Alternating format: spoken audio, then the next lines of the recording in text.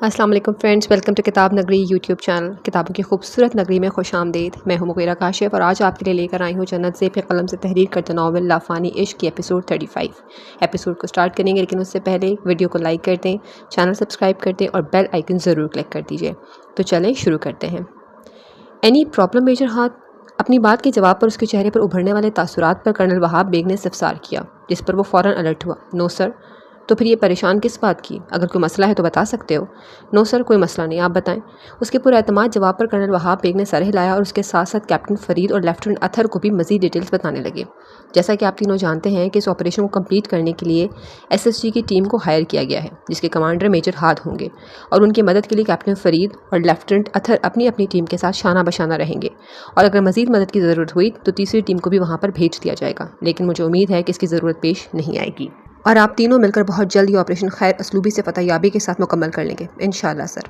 ان کے پر یقین لہجے پر ان تینوں نے ایک ساتھ پرجوشی سے جواب دیا، جس پر وہ فخریہ انداز میں مسکرائے اور ان تینوں کو جانے کے آرڈرز دیے کہ وہ تینوں سلام کر کے باہر نکل گئے، جبکہ ہاتھ مزید وہاں رکنے کی بجائے سیدھا ہاسپٹل کے لیے نکلا تاکہ جانے سے پہلے ایک بار وہ اس سے اور اپنے بچوں سے مل لے، کیونکہ اس کے بعد پھر اسے موقع ملتا نہ ملتا وہ بات کی بات تھی، لیکن فی الحال وہ سب پڑے رکھ کر اس سے ملنے کی خاطر نکل گیا، جبکہ پیچھے فرید اس کی جلد بازی پر ہلکا سا مسکرا دیا، جانتا تھا کہ اسے بے چینی کس بات کی لگی ہے۔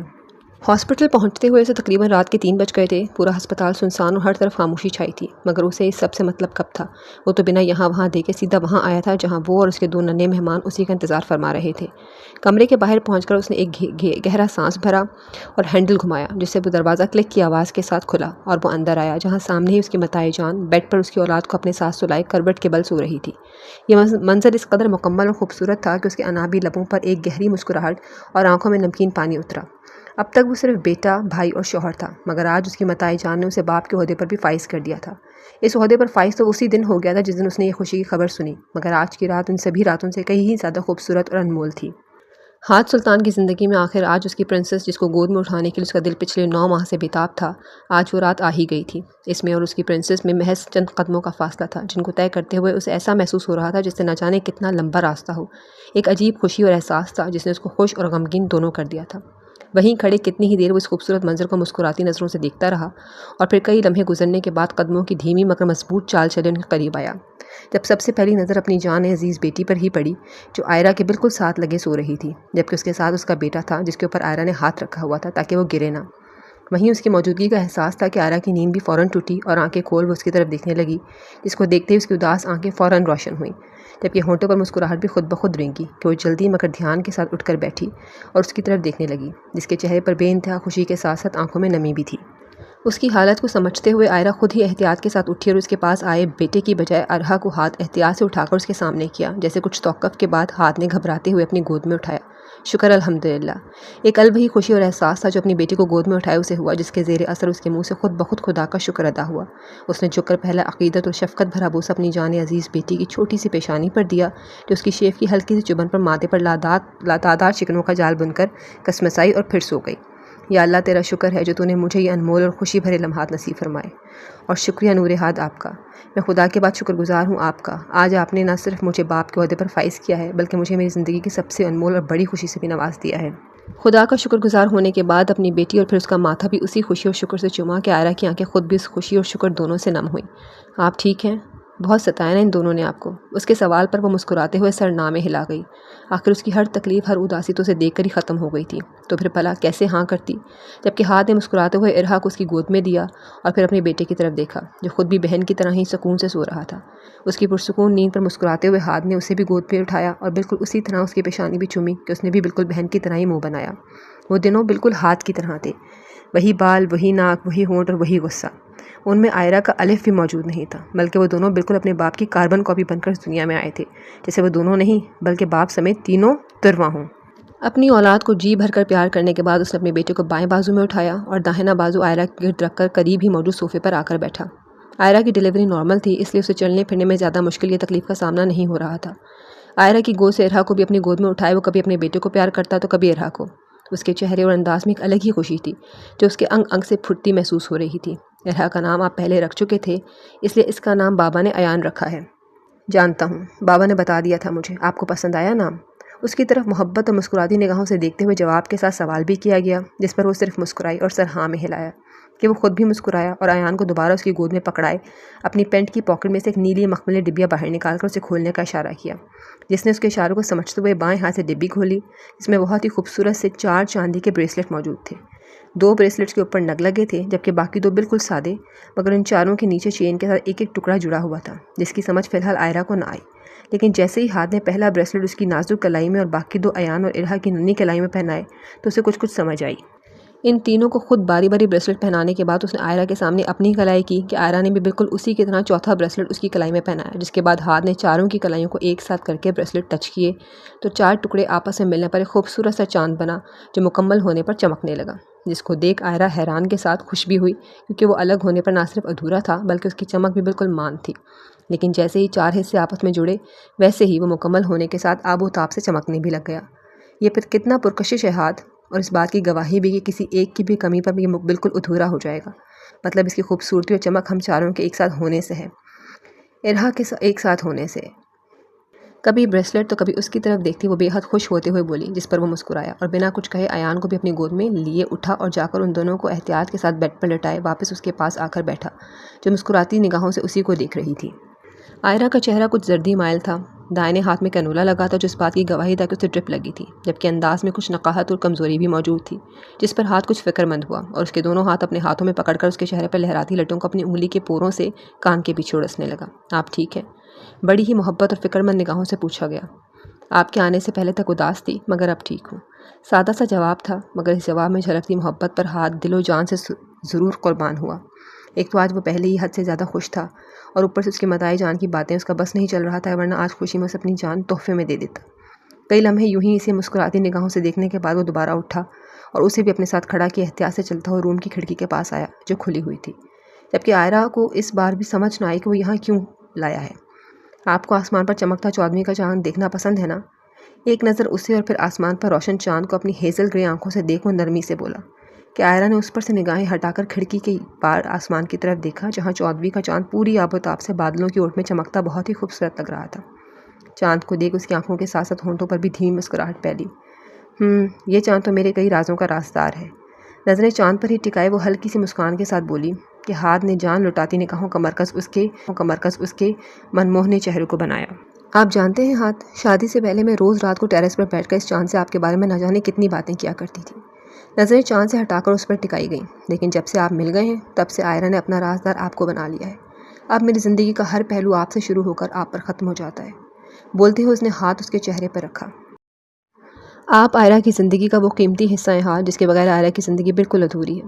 آئرہ کو مکمل کرنے کے لیے ہاتھ کا ساتھ بالکل اسی طرح ضروری ہے جس طرح جینے کے لیے سانسیں۔ دیوانہ وار اس کی آنکھوں میں دیکھ وہ اپنے احساسات بتا رہی تھی اور ہاتھ سلطان قربان نگاہوں سے اپنے لیے اس کی دیوانگی اور لفظ لفظ پر جیسے مغرور ہو رہا تھا۔ وہ رکی اور اس کی آنکھوں میں دیکھنے لگی جن کی آنکھوں کا نور وہ تھی۔ اپنے لیے آپ کی دیوانگی مجھے ہر بار مغرور کر دیتی ہے آئرہ، اور میں خوف زدہ ہونے لگتا ہوں کہ اگر مجھے کچھ ہو گیا تو کیا کریں گی آپ؟ اس کی بات پر آئرہ کی مسکراہٹ تھمی، جبکہ دل تو جیسے محض بات پر ہی دہل گیا تھا۔ ایسا کیوں بول رہے ہیں آپ؟ دھڑکتے دل کے ساتھ اس نے فوراً وضاحت مانگی۔ وہ خاموش رہا اور چند لمحے خاموشی کے بعد گہرا سانس بھرتے ہوئے دوبارہ اس کا ہاتھ تھام کر واپس صوفے پر آ کر بیٹھتے ہوئے بولا کہ آئرہ کی سانس سچ مچ سینے میں اٹکی۔ مجھے جانا ہوگا آئرہ۔ کہاں؟ زبان لڑکھڑائی تھی اس کی جانے کی خبر سن کر۔ ہیڈ کوارٹر سے آرڈرز ہیں مجھے فوراً۔ واپس کب آئیں گے؟ اس کی بات بیچ میں کاٹ وہ یہ جاننے کے لیے بےتاب ہوئی کہ وہ واپس کب آئے گا، مگر وہ جواب دینے کی بجائے نظریں پھیر کر خاموش رہا، اور اس کا یوں آج پہلی بار نظریں پھیرنا اور خاموش رہنا آئرہ کو انجانے خوف میں مبتلا کر گیا تھا۔ آپ بھی جانا ضروری ہے۔ ایک نظر اس کو اور ایک نظر پیچھے اپنے بچوں کی جانب دیکھ اس نے جیسے جاننا چاہا کہ شاید وہ ابھی رک جائے، مگر وہ اس بار بھی خاموش رہا کہ اس کی خاموشی کو وہ بہت اچھے سے سمجھ گئی۔ ہم تینوں آپ کا انتظار کریں گے۔ آنکھوں میں خوف اور نمی لیے وہ لڑکھڑائی آواز میں بس اتنا ہی بول پائی، جبکہ اس کی بات پر ہاتھ نے ہمت جمع کر کے اس کی آنکھوں میں دیکھا جہاں خوف اور آنسو دونوں موجود تھے، اور یہی چیز آج دوسری بار اسے بے بس کر رہی تھی۔ آج دوسری بار وہ ہاتھ سلطان کو بے بس کر گئی تھی، اور وہ بھی صرف اپنے آنسوؤں سے۔ دنیا کی کوئی طاقت اسے بے بس نہیں کر سکتی تھی، مگر ایک واحد وہ تھی جس کے صرف آنسو ہی اسے بے بس کر دیتے تھے۔ ارہا اور ایان کا خیال رکھیے گا، انہیں بتائیے گا کہ بابا ان سے بہت پیار کرتے ہیں۔ داہنا ہاتھ اس کے رخسار پر رکھے ایک نظر سامنے اپنی اولاد کو دیکھ وہ کڑے ضبط کے بعد بولا، ورنہ اس کے آنسو اسے بے بس ضرور کر دیتے، جبکہ اس کی بات نے تو جیسے آئرہ کا دل چیر دیا تھا۔ بھلا وہ کیوں بتائیں کہ بابا ان سے پیار کرتے ہیں؟ وہ خود بتاتا نا انہیں۔ میں کیوں بتاؤں گی؟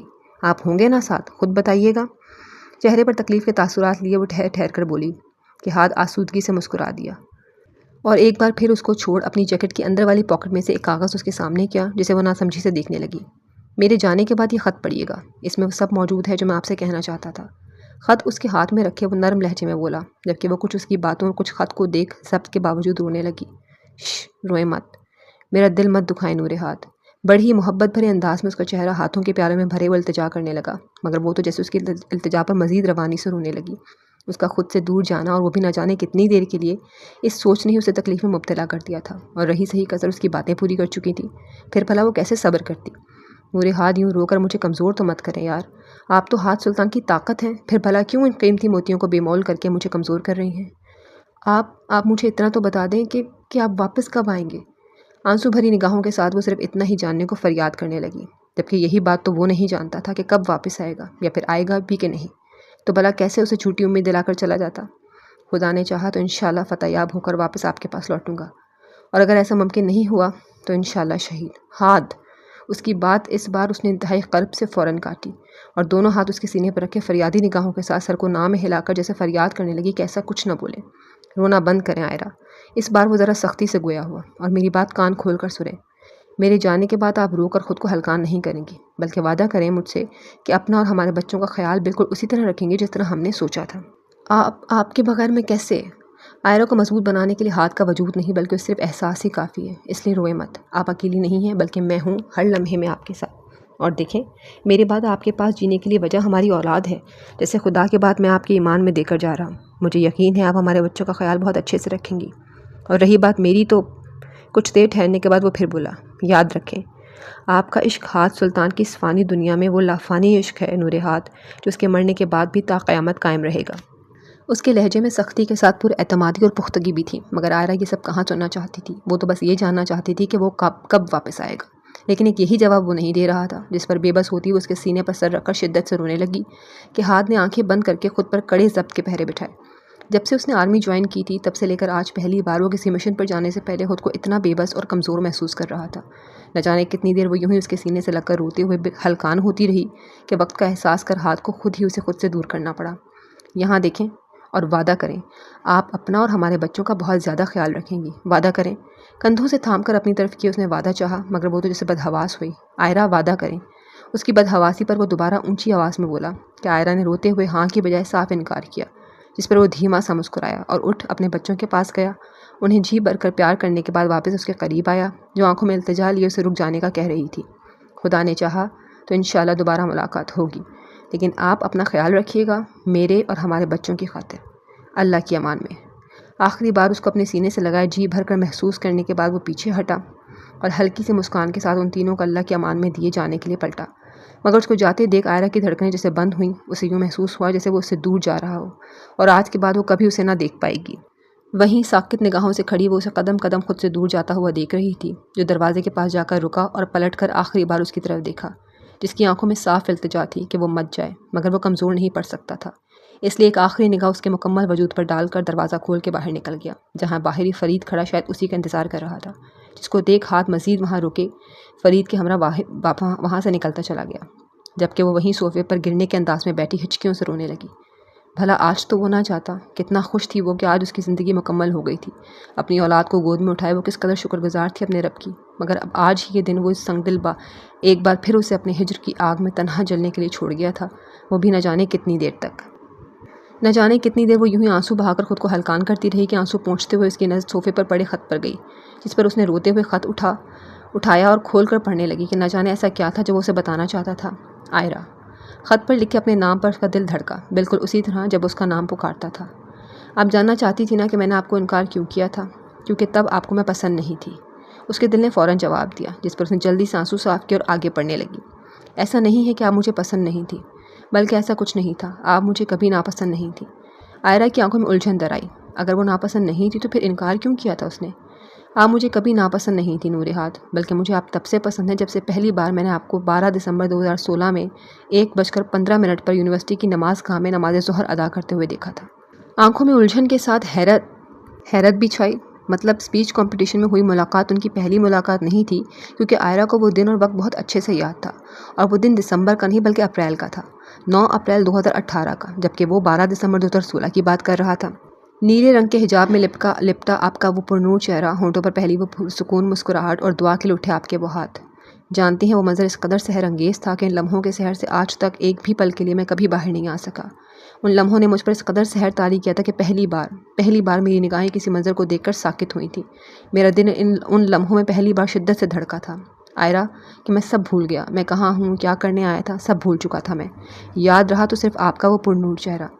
اس کے لکھے لفظوں کی تاثیر ایسی تھی کہ آئرہ کو لگا جیسے اس کی سانسیں بھی تھم گئی ہوں۔ مطلب کہ آئرہ نے ہاتھ کو نہیں بلکہ ہاتھ نے آئرہ کو چاہا تھا۔ چاہت کا یہ سلسلہ آئرہ سے نہیں، ہاتھ سے شروع ہوا تھا۔ جانتی ہیں، نیلا رنگ مجھے پسند نہیں تھا، لیکن ان لمحوں کے بعد نیلا رنگ میرا پسندیدہ رنگ بن گیا۔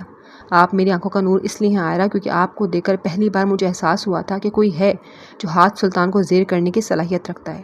مجھے آپ سے پہلی نظر میں عشق نہیں ہوا تھا، بلکہ میں پہلی ہی نظر میں آپ کا دیوانہ بن گیا تھا نور ہاتھ۔ اس کے اعتراف عشق کو پڑھ آئرہ کی آنکھوں سے اشکوں کے ساتھ ساتھ ہونٹوں پر آسودہ سی مسکراہٹ بھی ابھری۔ میں نے آپ کو انکار ناپسندیدگی کی وجہ سے نہیں کیا تھا آئرہ، بلکہ اس انکار کی وجہ میرا جانا تھا، بالکل آج کی طرح جیسے مجھے آج جانا ہے، بالکل اسی طرح آج سے 5 سال پہلے بھی اس رات کو مجھے جانا تھا، ایک ایسے ہی سفر پر جہاں سے واپسی کے بارے میں سراسر لا علم تھا۔ میں نہیں جانتا تھا کہ میں واپس لوٹوں گا یا نہیں، اس لیے اس دن میں نے اپنے ہی عشق کو رد کر دیا۔ ایک ٹیس اٹھی تھی اس کے دل میں ان لفظوں کو پڑھتے ہوئے، جو محض لفظ نہیں بلکہ ہاتھ سلطان کا اعتراف عشق تھا۔ میں جانتا تھا کہ آپ مجھے پسند کرتی ہیں، میں لا علم نہیں تھا اپنے لیے آپ کے احساسات سے، مگر میں مجبور تھا۔ اگر اس دن کے بجائے آپ کسی اور دن یا پھر مجھے معلوم ہوتا کہ میں واپس آ جاؤں گا تو خدا کی قسم میں کبھی بھی خواب میں بھی آپ کو اذیت دینے کی گستاخی نہ کرتا، مگر میں لا علم تھا اپنے آنے والے کل سے، اس لیے اس دن میں نے آپ کو انکار کر دیا۔ اگر میں چاہتا تو اس وقت آپ کو ہاں کر دیتا، مگر میں نے ایسا نہیں کیا، کیونکہ میں بہت اچھے سے جانتا تھا کہ اقرار کے بعد آپ ساری عمر ہی صحیح مگر میرے انتظار کی رات تکتے ہوئے خود کو بے مول کر دیں گی، اور یہی میں نہیں چاہتا تھا کہ آپ لمحہ لمحہ میرے انتظار میں خود اذیت میں مبتلا رکھیں، اس لیے انکار ہی بہتر لگا۔ کیونکہ عشق کی راہ بہت ظالم ہے آئرہ، اس راہ پر چلنے والا تڑپ کر مر تو سکتا ہے مگر کبھی زندہ واپس نہیں لوٹ سکتا۔ خط اتنا ہی تھا جس کو مکمل پڑھنے کے بعد نہ جانے کتنے ہی آنسو دوبارہ سے اس کی آنکھوں سے نکل کر بے مول ہوتے گئے، جبکہ یہ حقیقت جو اس نے بیان کی تھی وہ تو اس کی سوچ سے بالکل برعکس تھی۔